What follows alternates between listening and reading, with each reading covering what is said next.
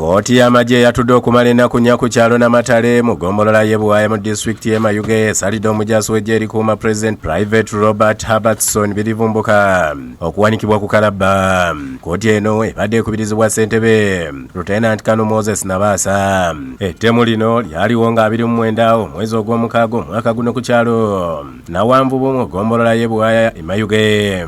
Abantu abattibwa kuliko Isaac Buyinza Mudaasi, eyali taata w'abaana Elesi Kafuko, Reste Kantono, Nicholas Mudaasi, Isaac Kitiibwa, ate abaasimatuka n'ebisago kuliko Jessica Timujibwa, Viola Kyakwaire, Harriet Chozera ne Helen Kisache. Abantu amasasi 8 nga bafamire endala abana bafiirire. Ndikiriza omusango okumvanizibwa nti nabukola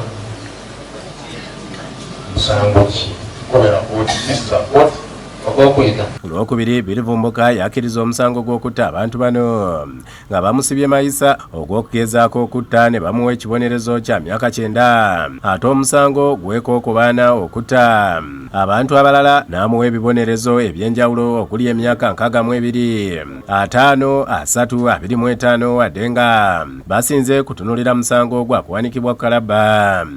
This offense is of a serious nature, and there is a need to deter others.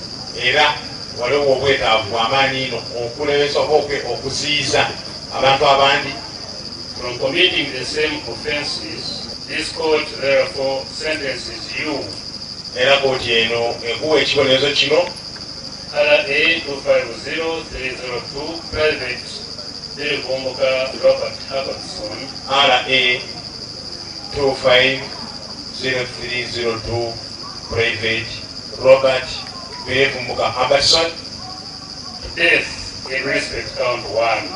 Eranga ekibonerezo ky'oweebwa kyakufa. Abalala babadde avunaanibwa nabo kuliko Patrick Tagaba Mumbya owa Saluuni. Lieutenant Nabaasa asalidde taata wa birivumbuka Patrick Tagaba omwaka gumu mu kkomera ate ye Mumbya ne bamusalira emyezi 6 olw'okwekobaana ne birivumbuka ne batta abantu 5 n'okugezaako okutta. Kkooti esonye Sharifu Mudaasi gwe baasinga okutegeera nga Bosco saamanya oluvannyuma lw'okukizuula nti teyeekobaana na birivumbuka okutta n'okugezaako okutta abantu.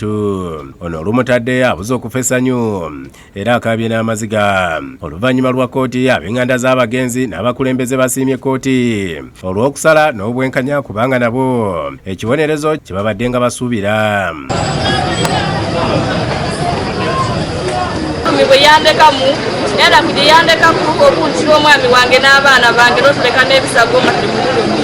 Ndi musanhufu ino kkooti mwebala omulimu gw'omukoze ebibonerezo gye baweera ebirivumbuka kirungi ino era kimutuukaana okusinziira ku kye yatukola n'ennaku gye yatulekera. Ntuuse okusiima kwange eri gavumenti ya Uganda nga nsiima olwa kkooti eyayiye Buwaaya.